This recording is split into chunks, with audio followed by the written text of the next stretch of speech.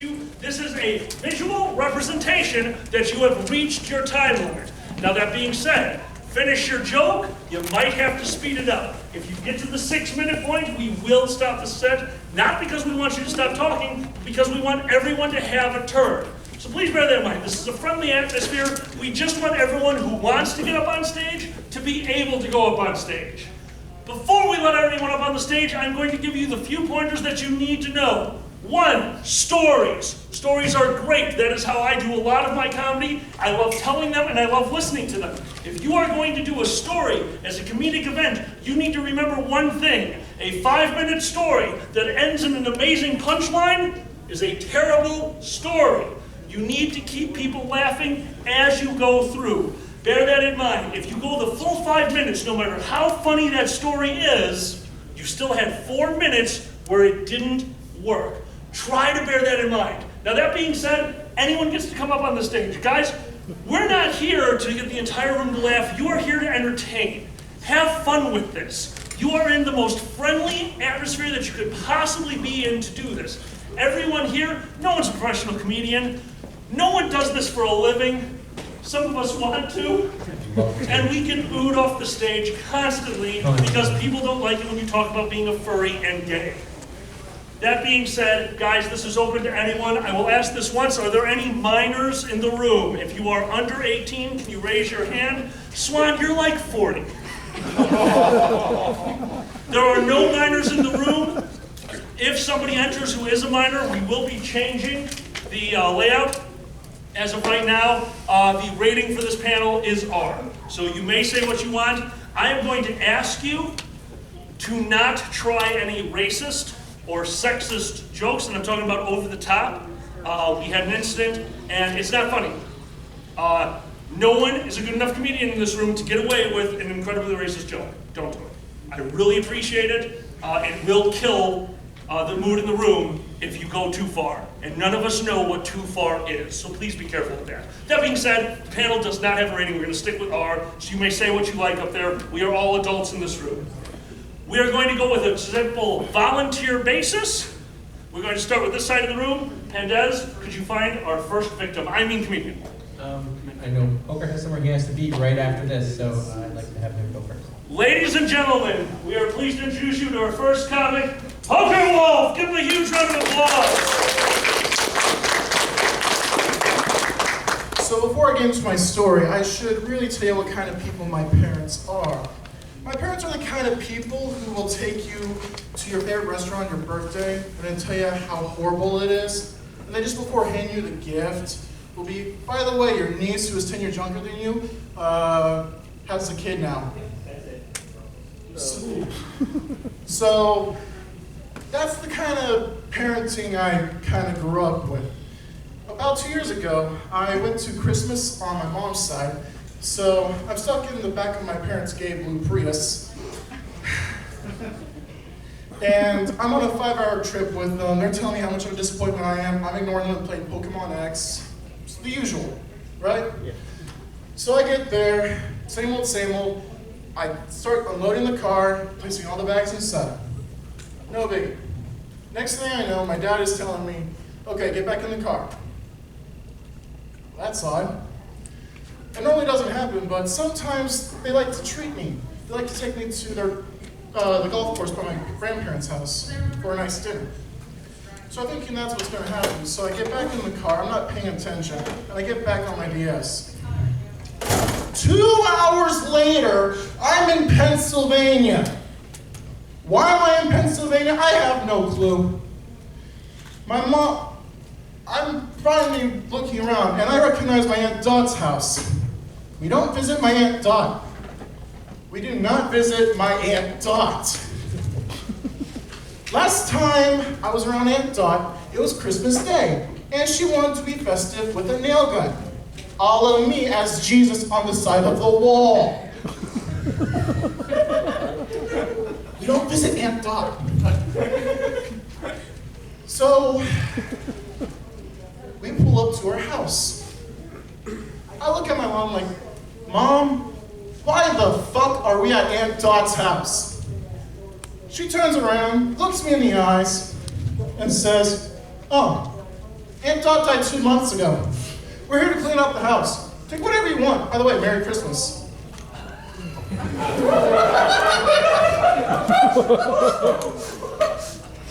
So I'm in a bit of a shock here. I'm wandering around this woman's house that I kind of hate. I'm wondering what the hell am I going to do? It's Christmas Day. Screw it, I'm going to be festive. So, on the first day of Christmas, I stole from my dead aunt 12 CDs, 11 kitchen knives, 10 beanie babies, 9 balls of booze, 8 golf clubs, 7 picture frames, 6 pack of beer, 5 golden rings, 4 coffee cups, 3 hammers, 2 golf balls, and 1 single busted cuckoo clock.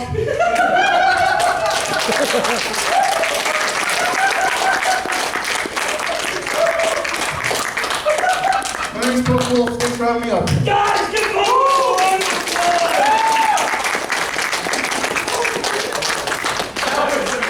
Hoker Wolf, that was a powerful ending. That was brilliant. I loved it. That was amazing. Fantastic. Oh my god. Afterwards comes assimilation. Panel room 3. Thank you very much, Hoker Wolf. That was wonderful. I don't know who's messing with my microphone. All right, this side of the room for our next victim. Who on this side of the room would like to come up to stage and try this? Right in front? Come on up. What's your name? Tiger. Tiger Cat. Ladies and gentlemen, may I present... This is off. May I present Tiger Cat? Give me a huge round of applause.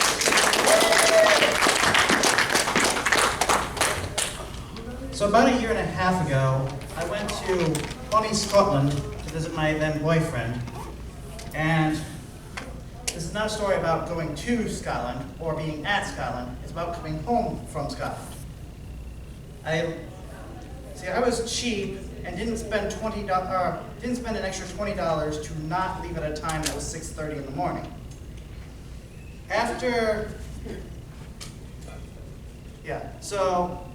Because he didn't live near the airport, lived a city away in Dundee as opposed to Edinburgh where I was flying out of, and the buses, trains, etc. didn't really run between there at night. We had to take the train the night before and just basically wait in the airport. We considered getting a hotel room, but we were both flat broke by that time, so that wasn't happening. So it was just sitting in the airport, basically playing Magic the Gathering for 6 hours until it was time for me to leave. So when I checked out, so I had flown to go there from Chicago here to London Heathrow to Edinburgh Airport. And of course, going back, I was just repeating that route in reverse. Edinburgh to London to Chicago. So when I checked in Chicago, of course, they give you the 2 boarding passes. They print out the 2 boarding passes. I flew via Virgin Atlantic. There's a joke in there, I'm sure. Yeah. When I was leaving from Edinburgh, it probably doesn't rank high on the airport hierarchy scale, so I had to get just the Edinburgh boarding pass, and I would have to pick up the boarding pass for London to Chicago in London Heathrow. So that was fine. I got up to the, hey, I found out how to talk into this thing a little bit. So I got up to, at around 5:30 or whatever, my boyfriend and I said our parting ways. I went up to check in, I'd already checked in, but to basically go up to pass security and all that jazz, which was fine. And then I just kind of, after, again, 5:30, just sat around waiting for the airport plane to leave or to start boarding or whatever. I was just not paying attention until around 6:30 or so, when the plane was supposed to leave, noticing that I was not actually on the airplane. Now, the airplane was there. There was a window, I could see it. They hadn't started boarding the airplane. There were people sitting around, but it's like, okay, the airplane's there. We're all here. The plane's supposed to be leaving now. Why are we not getting on? I can imagine it. Eventually, I figured out that basically they were waiting for someone to fax a piece of paperwork or whatever to get the airplane legally allowed to fly because it had been maintenance the day before or something. But yeah, it was like just sitting around like, okay, because I had to do the whole go from there to London, get my boarding pass there, which of course I'd been to London Heathrow before, that place is a long maze. I walked, of course, because I was there going away. Like walk and walk and walk and walk and walk. I mean, they could have it just be a giant labyrinth for no reason other than just sit and watch you walk it. And that would be, I would have no way of knowing. But it's like, I knew I had 3 hours basically between my arriving in London and the flight leaving to O'Hare. But I was starting to count that down. It's an hour flight there, whatever. It was basically an hour and a half late that the plane actually took off to London. And it's like, okay, so I've got an hour and a half down. It's probably gonna take me an hour to get to my plane. This is gonna be a little bit tight. So, whatever, I get to London. Thankfully, Virgin Atlantic had provided a shuttle bus to pick people up from the airplane at that terminal and drive them to basically their other international operations terminal. So that way I didn't have to go through the long labyrinth, I didn't have to go to security. And so that was like, okay, a bunch of time off right there. It's like, great, I get straight up to Terminal 3, I believe it was. It's like, yes, I'm past security, I don't have to wait through security again. I get to go straight up to the transfer ticket desk, get my boarding pass and go. Didn't have any problem finding the transfer ticket pass, or boarding desk, or whatever they call it. But when I got there, it's like, okay, there's no line, I'm just gonna go straight up to her. Then some lady yells off to me like, "You're skipping the queue." It's like, what? You're skipping the queue. And then I noticed there's like this group of people off to the side or whatever, standing and waiting to get in there. It's like, okay, I was expecting at the desk, but all right. I've been in a month in England, UK. Whatever. But yeah, okay, apparently my time is running out. The long story is, to finish it up, the line off to the side was basically this lady who was checking passports for some reason that I still don't know why she was doing it. She was like, she's just looking through it, like eventually she found like this one thing that said Virgin that somebody else had put on there previously. It's like, okay, that's fine, you got that. I got my board pass. I eventually got there to the gate about the time they were boarding the plane there to go back to home. So I actually made it. It's close, but I did it. And I made it back, so obviously you can see me. So I'm gonna end now. Guys, give a round of applause. Okay, so what you had that experience, and that is a great story that you can do to this. And what I want you to work on, the next time you see me at a con, I want you to do stand-up again. And I want you to tell that same story and figure out what to put in the middle of all that. Because you actually have a great story. All that crap, those are the kind of stories that are going to turn into amazing comedy routines. Find those moments in there to throw in a phrase, a line, anything. Get that in there. Get those little punches in there of comedy. That's actually going to be an amazing story. I could really see it forming, and I think if you took more time with it, that you're really going to nail it with that. Keep up with that story, because you've got it there. You just need to put the comedy in it, because you've got the experience, and that's going to build into an amazing routine. And feel free to embellish. Embellishment is your friend. If it was like something, you should have seen this line, it was like really long. Taking that and go, you should have seen this line, it was like longer than the largest dragon toy you've ever seen in your life. It was crazy. I knew you were going with that dragon toy. It was longer than the, I don't know, I can't think of anything else. I can't think of anything else long either. That's right. It was longer than the plane we were getting on. Oh. Oh my God, you guys actually know what Henry is. Holy shit. I listened to the Dragon Show. Oh God, Yeah. that is such an old joke. All right, this side of the room, who would like to try to come up? I thought it was Randy Marr. Oh. That is a radio. Why don't we go with the back of the room first? Why don't you I come was up? here first. All right. I see what's going on. Just wuss out a little bit. Ladies and gentlemen, my good friend, Crimson Red! Give a round of applause! Hey guys, how you doing? Great! Hey, how many people here are pet people, you would say? Not a one. That is a lot less than I expected in a room full of furries. You disappoint me. Well, a lot of you might be dog people. And at one point I would probably say I was a dog person too. That's changed over the years, and not in a pretty way. But I'm working on it. But I should probably explain why I'm no longer really a dog person.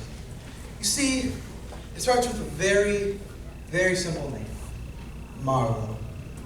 2 syllables, one reason to hate all of dog kind. He was a purebred bird hound. Big and yellow, with eyes that were always glassy, and jowls that gave him a constant look of just glaring and glaring. He was an interesting dog in the way he behaved. He would whine so pathetically and in such pain that animal control got called on us multiple times. Every time, knock, knock, knock. Ma'am, why is your dog being maimed in the side yard? Every time, sir, will you look at our dog?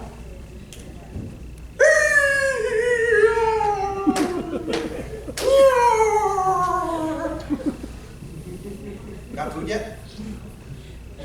Like a dog, but the worst part was probably the wheezing. You can always tell when Marlo was in the room because you hear a soft sound. Like the spawn of Cthulhu.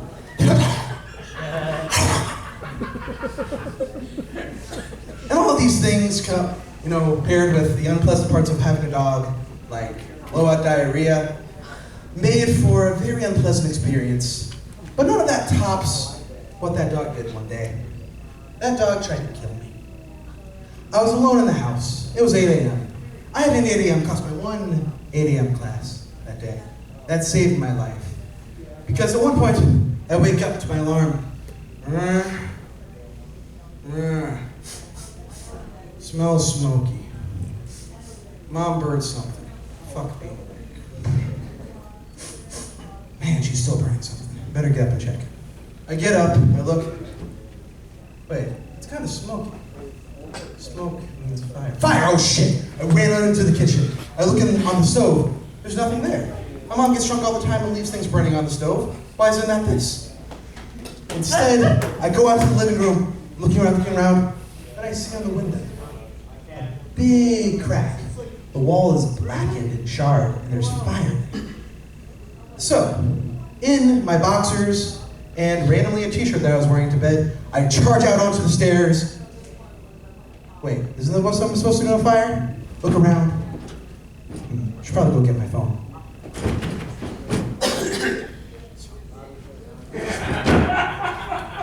First thing I do that morning is I call my teacher. Hey, Teach. I know we're not supposed to miss this class.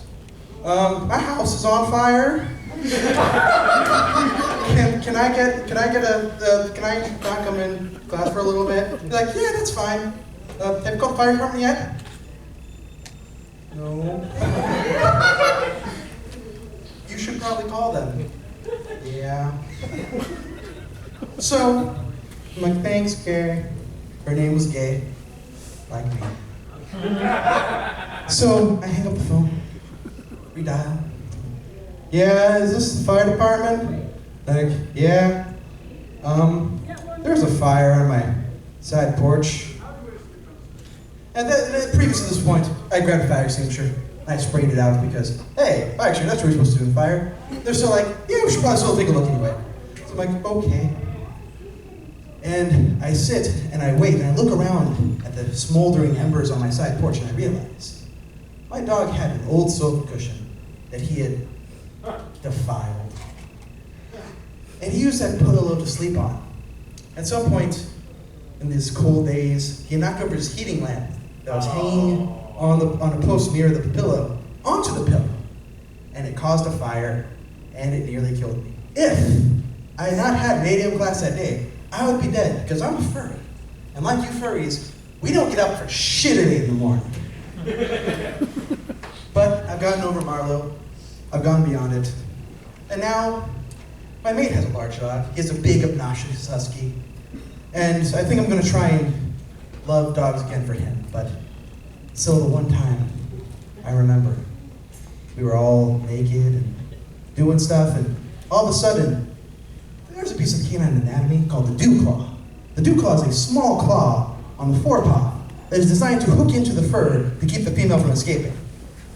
In a single moment, I felt the dew claw, learned what it was, and immediately did a barrel roll. Get away from me, dog.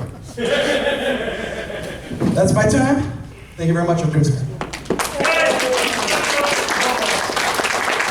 I'm so glad we had chairs behind the stage. Yeah, I was like, oh my god, he barrel rolled onto the chair. That was kind of impressive, actually. It was either really impressive or really dumb. Little from column A, little from column B. Yeah. That was a great job. That was really fun. I love the alliteration in there. And big dogs do. They do not understand personal space. Are we at the side room? We're back over to this side of the room. Let's see. The gentleman in red and black right there. And what's your name? Ash. Oh. Ladies and gentlemen, a good friend of mine, Ash. Give him a round of applause. So before I begin, please excuse me if I stutter a little bit. Sometimes I have worse oral diarrhea than a human centipede. Now, you'll notice I'm a little shaking. That's because this is actually my first time on stage with clothes on. But if you guys are a little bit gentler on me than my last audience, you'd be amazed at how spry some 70-year-old guys can be. So I've been single for about a year now, ever since the last girl I was seeing started closing her blinds. I still see her from time to time. She doesn't see me though. So before that, I was dating this really sweet guy. A couple of years ago, he actually bought me a pair of dogs, little beagles. He actually let me name them too. Well, the first one I named Ham, because that was his favorite food. The second dog I named Chocolate. Didn't have chocolate quite as long as I had Ham, but he was a sweet dog while it lasted. So the other day, I had a really confusing moment at work. Guys found out I was gay, had one of those really weird, off-putting questions that comes out of nowhere, just strikes you out of left field, and you're left stunned with that really nervous laughter, like you get caught doing something unholy with a pumpkin, a power drill, and a microwave last Thursday. Ash, are you fucking a pumpkin? Shit, has it been on already? So, he comes up to me and he says, "Hey, Ash, you know, some of the guys have been asking a couple..." I'll ask him. They'll ask, "Ash, how much dick can your asshole handle?" Now, guys, don't get me wrong, I've crammed the numbers. I just didn't know what kind of notation he wanted. Did he actually want total dicks or total inches? Now that I think about it, it really doesn't matter either way. I mean, it's the same number. 5. Ladies. So I had an awkward moment a while ago. I was dating this really sweet guy down in Virginia. Now, there's always that awkward moment where you have to meet your boyfriend's parents. Now, that moment is awkward here. It's 1,000 times worse when you're in the Deep South. Trust me, the Deep South is like a Coors can. Nothing good comes out of it. So I go up to there, meeting this aging woman, hitting vodka way harder than a suicidal Russian novelist. Now, for those of you who don't know, that's a lie. She comes up to me, and instantly, I have the most awkward conversation of my entire life. "How you doing, sweetie? I just wanted to let you know that I'm okay with you putting the boots to my son. If anybody's got to take him down the brown road, I'm glad it's you, sweetie. Now, I don't want you to have any shame about loving a good tallywangler here and there. Now, you might not know this, but back in my day, I've loved a good tallywangler now and then myself." You'll notice she referred to the guy's penis as tallywangler. It's because she's a woman of class. Other names for the junk were not limited, but included Tom Arnold, the Pink Avenger, Hodag, and my personal favorite, the Mandarines. I told you, she was classy. But I guess the thing I really learned about her is kind of a lesson that stuck with me throughout my entire life. No matter who you are, gay, bi, or boring, you actually have to be true to yourself, okay? Now, all of you, be who you are, own up to who you are, be proud of who you are, because I can promise each and every one of you, your true colors are way too beautiful to get locked up in a closet somewhere. Guys, that's everything I have. So thank you for being such a great audience.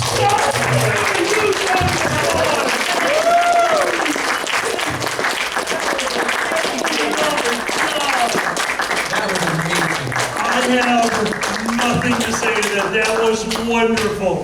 I knew it was on. You had stage presence. Oh, wow. It was hit. There wasn't a single one that fumbled up there. Like you took a man to the stage like you've done that dozens and dozens of That times was before. literally the first time. That is That phenomenal. was his first time with Phenomenal. clothes. That was his finish. Unbelievable. That reminds me of my first set at FCN. Yeah, no, I've not seen one like that for quite some time. That blew me away. I am incredible. Guys, seriously, give that shit a round.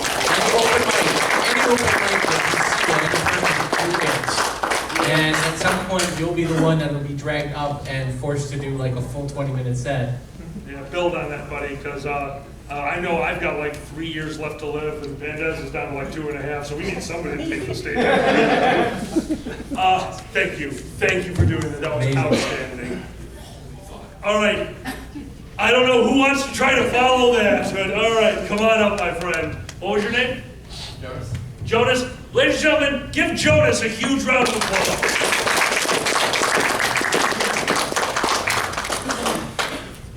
So I've often thought about what it would be like to try and get into stand-up comedy, and I've analyzed comics on Netflix and Comedy Central and thought, well, this person is this person is this. I can't really do any of that. Lots of people tell really witty jokes like Ash just did, others have really profound life experiences that change them to the core. I'm apparently a very boring person. Thank you, Ash. But I do have one pretty decent story, I think, and I'd really love to tell it to you people, and it involves this scar that most people don't even notice on first inspection. So this would have been about 4 or 5 years ago. I was still that really naive, innocent little freshman, sophomore in college, and one of my friends was graduating. His name was Adam, and I was invited to his party because I was that weird, naive, innocent little freshman, sophomore who was weird but quirky and fun. And one of those weird little quirky fun things was I was determined not to drink alcohol until I had actually turned 21. And that's the crux of this story. At his graduation party, I'm one of the first to arrive, and everyone else who has arrived is already pretty much wasted. Including Adam, definitely Adam, very much so Adam. The other thing about me, one of those weird little quirks, was I wore lightsabers around college. May the 4th be with you was my jam. I would fight imaginary people in the hallways. It became one of those things I did. So in the trunk of my car were several lightsabers, and once I showed up, Adam goes, Tim! Hi, I'm Tim. Jonas! Did you bring them? Did you bring the lightsabers? Yeah, they're always in my car, you know that. Go get them. So I went, I got them. And then once I got back, he goes, wait. I have something I want to show you. Go down to his basement, don't go there. And we go to this corner of his room, and it's his parents' house. He kind of owns the basement. It's got all the fun little electronics, TV, movies. He pulls out this box. Adam had a persona at school. He was a pirate. Swear to God, loved drinking rum, had the long hair, always wore a bandana, usually barefoot, loved playing frisbee. I'm sure pirates love it too. So he pulls out this box, and he says, this is my pirate box. It's got all his costumes, his special bandanas, and an actual sword. An actual cutlass, with a blade and a point. It says, here. I like swords. I'll take it. Sweet. Oh man, this is really nice. I was wearing this exact sweatshirt. Thank God I didn't get any blood on it. And I do this fairly silly thing. How do I get this mic around? I put my arm out and I rub the blade on the fleece so I don't get it, skin oils or anything crazy. And I'm rubbing it and looking and examining the shininess because, 19, 20 years old. And some people come down the stairs. And, well, I guess it was stairs, because I turned to look and the sword hand drifted. And then I came back and the sword hand was lower. I go, because it was deep enough that it didn't hurt, but it was definitely jarring. But inside my head, I'm going, ah! I just stabbed myself in my friend's basement in his parents' house. He goes, dude, that is awesome! I am a gusher in this hand, apparently. I I immediately drop the sword. It's a carpet down here. I'm bleeding on plenty of things. Surprisingly, not my jacket. And basement, door, outside. Where? Pressure. Run outside. He's running around laughing his ass off, trying to grab paper towels. I jam them, lean against the wall, while he goes, because everyone else in this place is also a college student or graduate, and rounds up all the nursing students. You're never gonna believe what my friend Tim just did. No, I need your help though. Come on, come here. So about 3 nursing students take me into the basement bathroom, do their best with what's available to clean it, kind of dress it, stop the blood flow. So I have this slightly compressed bandaged hand. They say, keep pressure on it. Okay, and keep it above your head. This works, right? So most of the night, this is how I am. I'm do this for about 30, 40 minutes, and then really have to pee. So I go to that same bathroom that already had about a pint of my blood in the sink, and lock the door because, you know, it's a bathroom with lots of drunk people around, don't want them jumping in. And I take my hand off, you know, it's had pressure for 30, 40 minutes. I go to unbutton, and my hand goes like this, down here, but visual.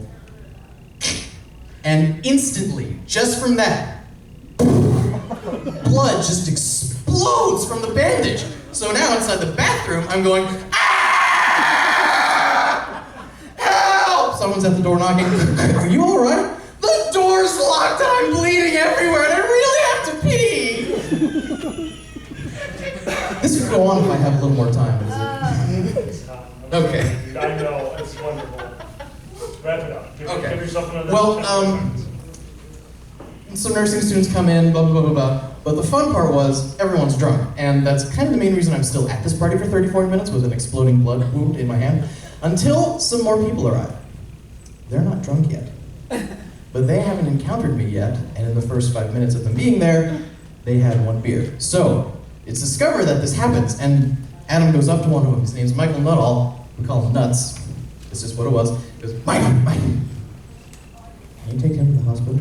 I just got here with a beer, and what did he do? Story. He just really needs to take him to the hospital. Okay. So he and his girlfriend take me to the hospital. I get to call my mom during this, and it pretty much answers, hello? Hi, Mom. Because at this point, I probably lost a lot of blood.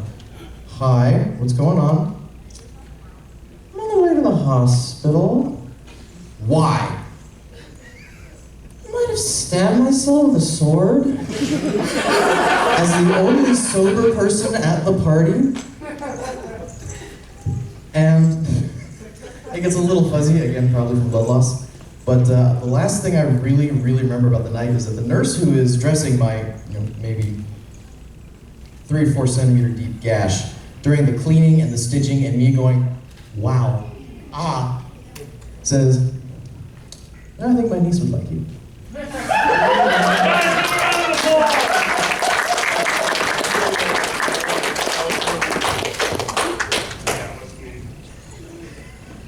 Oh, swords. I love that in this day and age, sword play is still a thing. Like that's how we only. There's no sword play at FurryCon.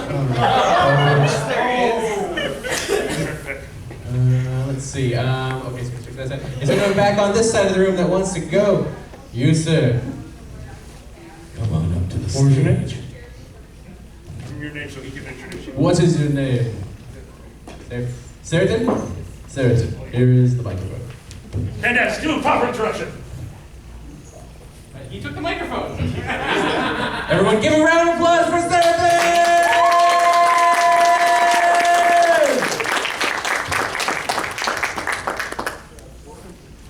How's it going, everyone? Fantastic.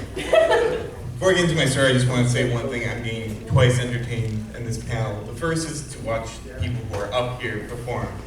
And then the second, if you haven't noticed already, is to watch Alkali watch people up here perform. The facial expressions are priceless. But for my story, I thought I'd tell you something about the time that I thought I was going to die, because people enjoy it when murder is almost involved. I was a college student, and I was going to OhioCon, and I live in Green Bay, so it's about an 8 to 9-hour drive, and it's pretty long. And we decided that we want to get there really, really early, so we leave at about midnight to get there. And I'm exhausted. It's after midterm, so decided to take a nap in the back and then drive later. And then suddenly I wake up, and I thought, oh my god, did I fall asleep and we're there already? No, it's still dark. And we're getting gas. We're at a gas station. I'm like, oh, well, all right. And I asked, like, hey, where are we? And it's like, oh, we're in Chicago. And got a little nervous about that, because whenever you go to something and you have to go through Chicago, usually you either fill up before or after Chicago, the main purpose being so you don't have to stop in Chicago. But that's all right. Nothing wrong with Chicago. And we get out, we stretch our legs, and I'm looking around, and I've watched movies, and I've seen TV, and I know from that, and only from that, that usually there's about 3 red flags when it comes to if you're in a bad neighborhood. If there is a liquor store, if there is a bail bonds place, and if there is a check cashing place. Any one of those, and you think, I might be somewhere not good. When all 3 of those are on the same street, you might have a problem. 2 of them were in the same store. Gary! So I'm like, no, we're not Gary in it. So I'm looking around, it's like, where the hell are we? And finally we figure out where it's like, oh, I guess we're in Southside Chicago. And that's bad in itself. But let me rewind a little bit. When we're going to this anime con, I thought it would be hilarious if I did my cosplay during the trip. So it's now 3 a.m., Southside Chicago. I am dressed as Inuyasha. White red kimono, long white wig with dog ears, bangs, and pointy fingernails for claws. I'm just one big red target right now in this gas station. So our friend comes back, and I'm like, can we like go anywhere else, please? Can we just like go? It's like, no, we already paid for the glass, or paid for the gas. Hey, by the way, the guy's behind bulletproof glass. Isn't that interesting? Great. Can I come back there with him?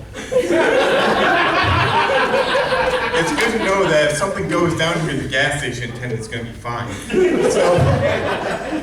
So 5 college-age, nerdy-ass people are filling up gas in the south side of Chicago, and we notice 5 gentlemen sitting kind of on the street looking at us, well, looking at me, because naturally, big red kimono, and they start coming over, and I'm like, oh, great, this is where I'm going to die.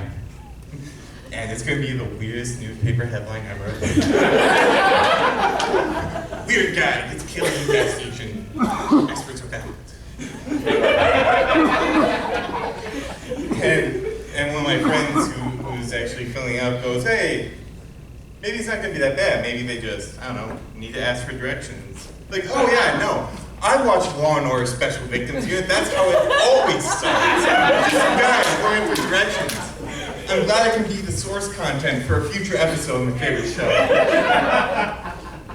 But they come up and they just look at me up and down, look at the rest of our crew up and down. I'm just thankful that I couldn't hold my wallet in my clothes.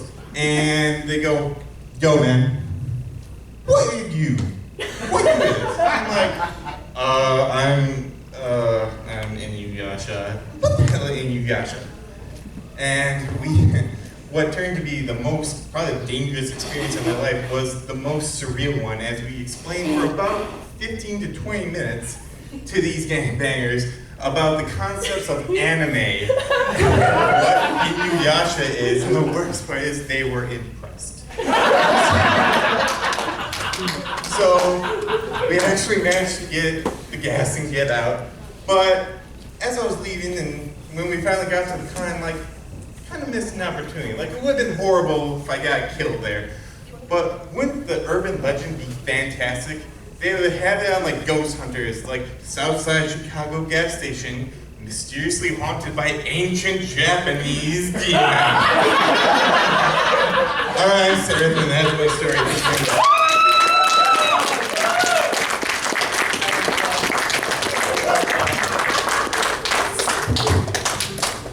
So, I'm gonna guess that you were driving down 9094 when this happened? Yeah, that's 79th Street. That's where I get off every day from work. I live on the south side, so screw you. And the way you can tell you're in a bad area? If the lawns are mowed, so always look for the lawns. It works. It works. Just look for that is real. I actually knew. I'm pretty sure I know where you're at. I'm almost positive. You were exited 79th Street. Probably. Yeah, that's that. So for me, that was awesome because I learned. So I've driven down 9094 to go home, while still wearing my fucking wizard robe every once in a while. I demand gas! Who will pump it? Oh shit, they're coming. I got a lot more out of that story, and that was really fun. That was an outstanding story. Fantastic stage presence. Not only was a good ending, but you had the bits in the middle that kept people going. It was fantastic. And that was really fun. We got time for one more? Time for one Time for one more. Ooh, tough choice.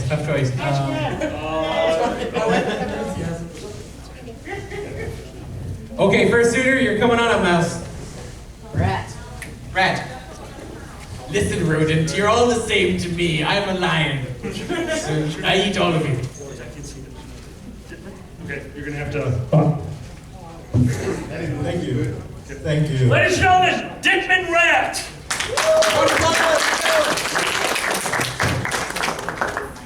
The first thing I want to say is thanks a lot to Alkaline for hosting this panel. Before today, I had never seen Alkaline on stage talking, making funny jokes. In fact, since today, I still have not seen Alkaline making funny jokes.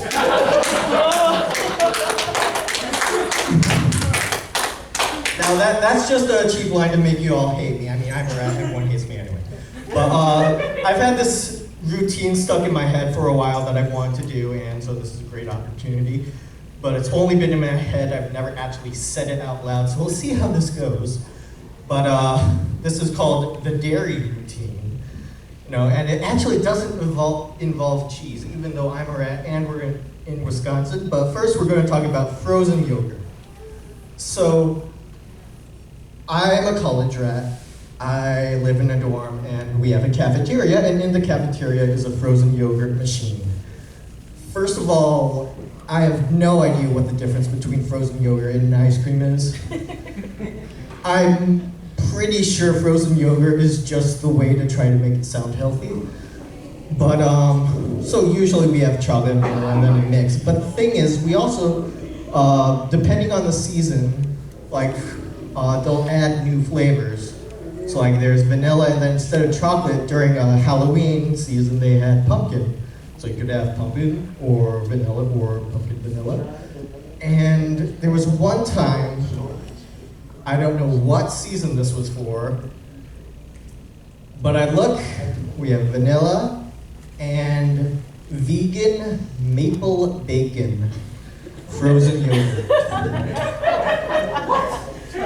Vegan maple bacon frozen yogurt. So first, okay, I'm not gonna try this. First of all, it just sounds like the most horrible thing ever, but I started thinking about it more. I started digesting it, not actually. But I'm thinking, okay, it's frozen yogurt, so that's dairy, and it's maple, that's like a fruit, it's vegan, that's vegetable, bacon, there's gotta be some actual meat in there, that's protein, and then you put it in a cone, and that's bread. That's all 5 food groups, everybody. This has got to be the most healthy food you could ever imagine. And to put the nail on the coffin as to whether it was healthy or not, I did try it, and it is absolutely as disgusting as any other healthy food you've ever eaten. I'll tell you another story about ice cream. Who here wants to hear a story about ice cream? Who here wants to hear a story about my mom eating ice cream? How about my pregnant mother eating ice cream? How about my 8-month pregnant mother eating ice cream in southern Texas in August? The enthusiasm is starting to lack a little. Yeah. But before I tell you that story, I'm going to tell you another story. A little bit about my family is we are very American, meaning just that everybody lives in America, and we have for generations. You'd have to go to my great, about 8 grades to find someone who wasn't born and raised in America. So when people ask me, so what nationality are you? I don't know. My last name's Scottish, but I know we haven't been chucking logs for at least 9 generations, But the thing is, when I was a kid, about 2 years old, 3 years old, one of my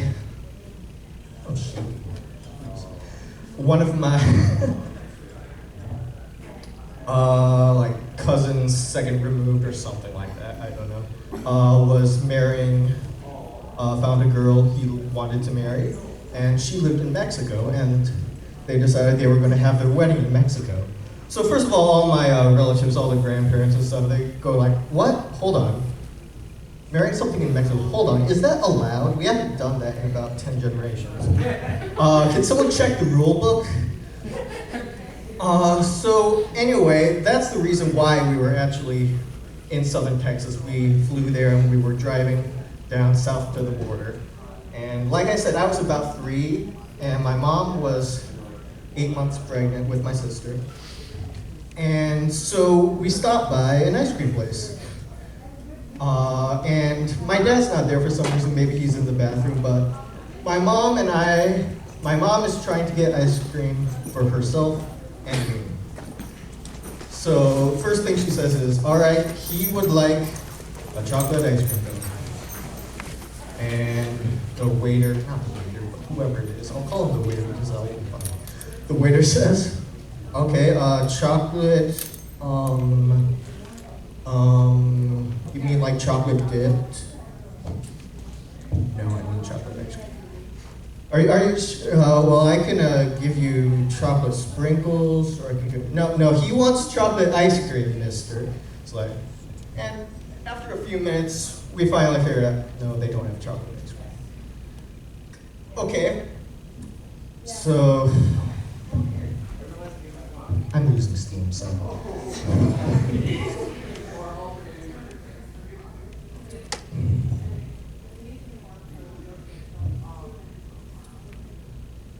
So it turns out they don't have chocolate ice cream, and the thing is, this isn't like an English problem. This guy speaks perfect American. It's just, this is a stupid problem.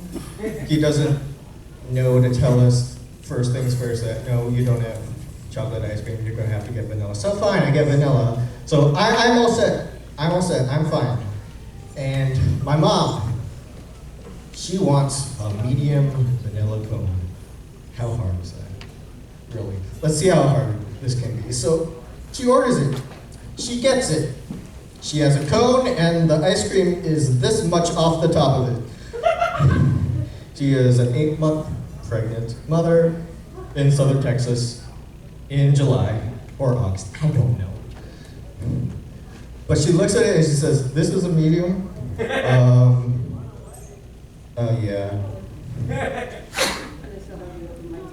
How big is the small? Small. I'm gonna stop the story there because my mom never told me what happened next. Guys, just give me a round of applause. Really quick, hey, that's a 60-minute panel. Hey, that's one up for your next one. Dickman, that was fantastic. Thank you very much. Fur, would you come up here, please? Fur? The next panel in here is Otherworld Stories with myself and some of my crew. That being said, one of my crew is finishing setting up the dungeon. He'll be here in a moment. And you had your hand up. Yay! Can I give you a 5-minute hard limit with Fur running the panel for you? Sure! Come on up. What was your name? Coffey Box. Guys, give it up for Gotti Fox. Give her a huge round of applause. Thank you so much. Hi everybody, how are we doing today? Great time with fun. Unfortunately, this terrible thing when I get up on stage, I completely forget everything that I have inside of my head. This goes back to my early days back in high school. I was a star singer. Life was great. And then they said, hey, can you get on stage and sing Mary Had a Little Lamb, then followed by Silent Night and Journey. Totally, I got this. No. I get up on stage, I get halfway through Silent Night, stealing. What? My friends in the front row see me completely losing it. They stare at me, they go, oh my God, she's having a moment. The train is coming. Oh my God, she's not gonna be on it. No, no, no. I fall straight into Come On Eileen. The counselor had to grab me and drag me off of the stage. That was how bad it was. It was terrible, like, no, no, no, stop. What are you doing? Stop singing, get off of the stage now. Me and the counselors, we had this relationship going on. It was terrible. But not as bad as I had it out with the principals. They decided when they were going to renovate the school to cut corners when it came down to getting contractors. So they actually hired on most of the people that were in weightlifting to come by and put up the walls. Needless do I say that we had this very, very nice, open, airy hallway that started to funnel in slowly, foot after foot. We lost about 3.5 feet, and no one knows exactly where it went. Piping, no. Didn't go to piping, didn't go to electrical. It just suddenly just died halfway through the room. They opened up the hallway to us because we're in middle school, and they're like, no. We can't have them going through construction zones. That'd be terrible. So they opened up the hallway, and it's like, what happened to the rest of the hallway? All right, I can understand, like, on this side, there's the gym, and then there's technically the showers, like, right about there. But it's not accompanying for the other 2 feet. What happened? So my friend's like, no, piping. See, they put in a bathroom. No. I really don't think that last handicap stall is gonna be 7 feet long. Somehow, the math of that is just not adding up. So, principals being what they were like, hey, you're smart. Come over here and show us our problem. I'm like, what, me? What? Seriously? Me? Like, yeah, you AP Physics girl, come here. All right, what's the problem? We're missing 2 feet. And, well, kind of wonder what that was to. Later on, they found out the janitor had a meth lab and a grow plant on either side of the gymnasium and the Parent-Teacher Wellness Center. Welcome to the South Side of Chicago, folks.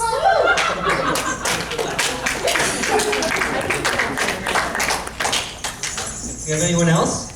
Ooh, I see a hand. You can come up. I'm not really a comedy, but I actually sang one time.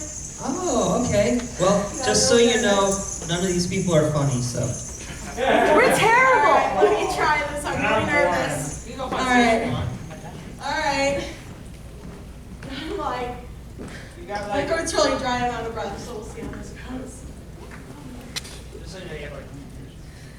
All right. All right, last time I sang Memory, so I'm going to try to do that. I don't have my phone with me, so, all right. Midnight, alone in the moonlight, I can smile at the old days. I was beautiful then. I remember the time I knew what happiness was.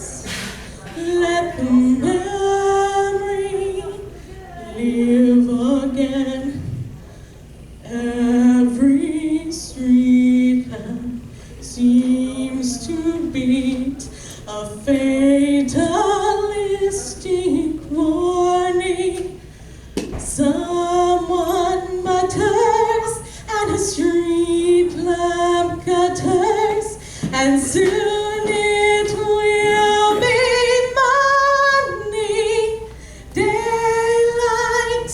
I must wait for the sunrise.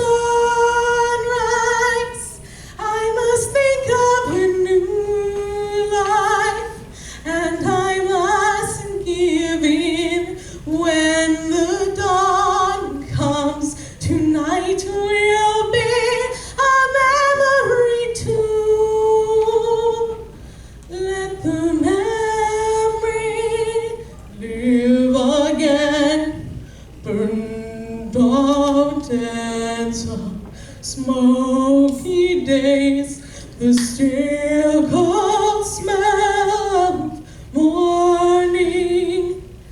Street lamp dies, another night is over, another day is dawning. Touch me, it's so easy to leave me alone in the memory of my days in the sun. If you touch me, you'll understand what happiness is. Look, a new day has begun.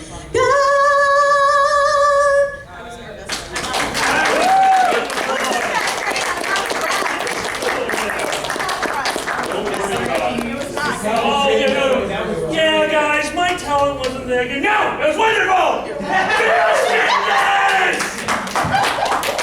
Hey, gentlemen, give another round of applause for the person in my new audio. Okay, give a round of applause for the internet. Guys, give us 2 minutes, we're going to reset the stage, and Other World Stories is going to start. I'm so nervous. Thanks. I like that outfit. That's why. I'm excited and Look, as a singer, He didn't look well. that was incredible. Other World Stories? I know. We're going to tell stories about the I should have talked about It was hard to do. seriously, I'm like up there, like, Yeah, that was really great. normally it's like, I like, I know, that'd be amazing. Like, an entire wedge of the whole, just to have. That was just really great. I was so like shaking. I'm like, that's what he like talked to me. I was like, I'm gonna need this for like custodial stuff like that. And then the low notes, I couldn't do them. The workers that they had on it. Hey, the fact that you're even able to go that low to that high, that's Thank you. I'm not for that. That's fine. I'm trained. But I'm so I'll send everyone over for the summer. I actually like that. They kind of like the guy did it in the